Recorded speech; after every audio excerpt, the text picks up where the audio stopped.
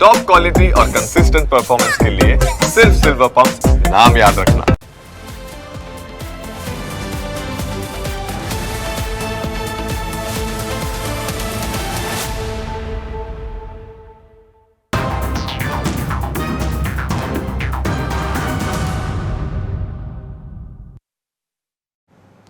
રાજ્યમાં જ્યાં જ્યાં આમ આદમી પાર્ટી સક્રિય છે ત્યાં ત્યાં દરરોજ કોઈને કોઈ નવા જૂની થતી રહે છે। તેવામાં સુરતમાં એક એવો બનાવ બન્યો જેના કારણે રાજકીય માહોલમાં ગરમાવો આવી ગયો છે। સુરતમાં આમ આદમી પાર્ટીની સભા પહેલાં જ એક એવી હરકત થઈ કે જેના કારણે આખો મુદ્દો સુરતમાં ચર્ચાનું કેન્દ્ર બન્યો છે। સુરતના ગોડાદરા વિસ્તારમાં આમ આદમી પાર્ટી દ્વારા આયોજિત જાહેર સભા વિવાદોના વણમાં ફસાઈ છે।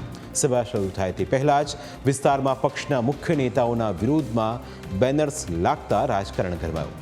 પોસ્ટર્સમાં જોઈ શકાય છે કે નેતાઓના ફોટો ઉપર એડિટિંગ કરીને મુસ્લિમ ટોપી પહેરાવી દેવામાં આવી। આ કોનું કારસ્તાન છે તે હજુ સામે નથી આવ્યું, પરંતુ પાર્ટીની માનસિકતાને લઈ વિપ્ર સેનાએ સવાલ ઉઠાવ્યા। વિપ્ર સેનાના કાર્યકરોએ આમ આદમી પાર્ટીના નેતાઓને હિન્દુ વિરોધી ગણાવીને ઉગ્ર વિરોધ પ્રદર્શન કર્યું। આ સાથે મુસ્લિમ ટોપી પહેરેલા આમ આદમી પાર્ટીના નેતાઓના ફોટો ઉપર શાહી લગાવીને રોષ વ્યક્ત કરવામાં આવ્યો। એટલું જ નહીં, વિરોધ દરમિયાન બેનર પણ ફાડી નાખવામાં આવ્યા હતા। मुगल और बाबर आकर अपने धीरे धीरे पाँव पसारते थे, वैसे वैसे ये आम आदमी पार्टी अपना पाँव पसारने की कोशिश करी है। आज ये आए हैं, कल इनके पीछे पीछे विधर्मी आएंगे, फिर हमारे यहाँ लव जिहाद के किस्से चालू हो जाएंगे, हमारे यहाँ चेन चोरी वगैरह ऐसे अनेकों घटनाएं चालू हो जाएगी। हम चाहते हैं कि हिंदू बहुमूल्य विस्तार है, सभी प्रशासन से निवेदन करना चाहते हैं कि इस आम सभा का बंद करावे और इन विधर्मियों को यहाँ से धक्का देकर बाहर निकाले। हमारे विस्तार हिंदू बहुमूल्य विस्तार है, यहाँ पे इनकी नो एंट्री है। ઉલ્લેખનીય છે કે સુરતમાં 8 જાન્યુઆરીના ગોડાદરાના ખોડિયાર ચોક વિસ્તારમાં આમ આદમી પાર્ટીની સભા છે। આ સભામાં આમ આદમી પાર્ટીના પ્રદેશ પ્રમુખ ઈસુદાન ગઢવી, ધારાસભ્ય ગોપાલ ઇટાલિયા, પાર્ટીના સંગઠન મહામંત્રી મનોજ સોરઠિયા અને ધારાસભ્ય ચેતર વસાવા હાજર રહેવાના હોવાનો નિમંત્રણ પત્રિકામાં ઉલ્લેખ છે। જો કે આવા વિવાદિત પોસ્ટર કોણે લગાવ્યા તેની હકીકત હજુ સુધી સામે નથી આવી। પાર્ટીએ આ ઘટનાને લઈ પોલીસ ફરિયાદ નોંધાવી છે। આ ઘટના અંગે આમ આદમી પાર્ટીના નેતાને પૂછવામાં આવ્યું તો તેમણે બીજેપી ઉપર આક્ષેપ કર્યો।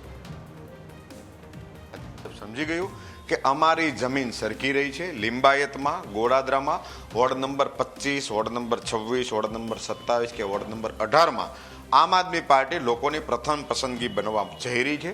ભાજપને પોતાની જમીન સરકતી દેખાણી એટલે 30 વર્ષની સત્તાવાળી ભાજપ, એમની પાસે 30 વર્ષની સત્તાનો જવાબ નથી।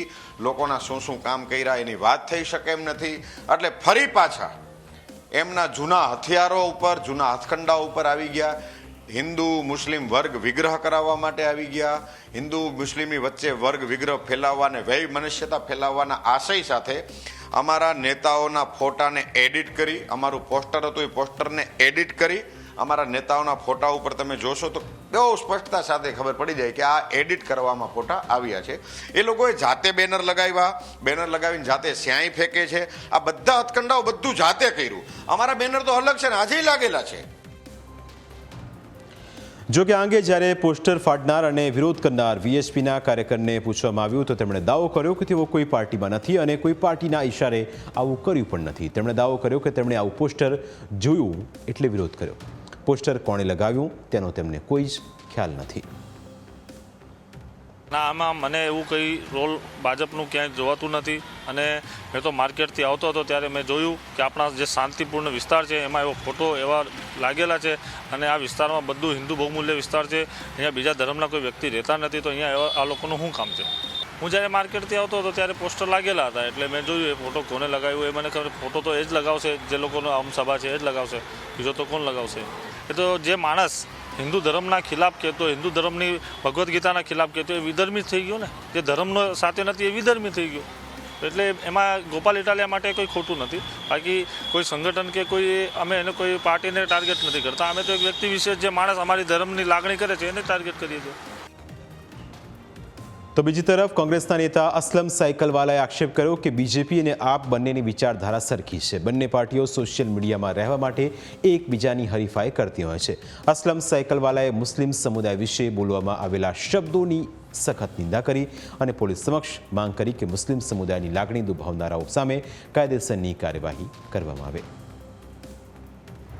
આમ આદમી પાર્ટી અને ભારતીય જનતા પાર્ટી એ એકબીજાના પર્યાય છે.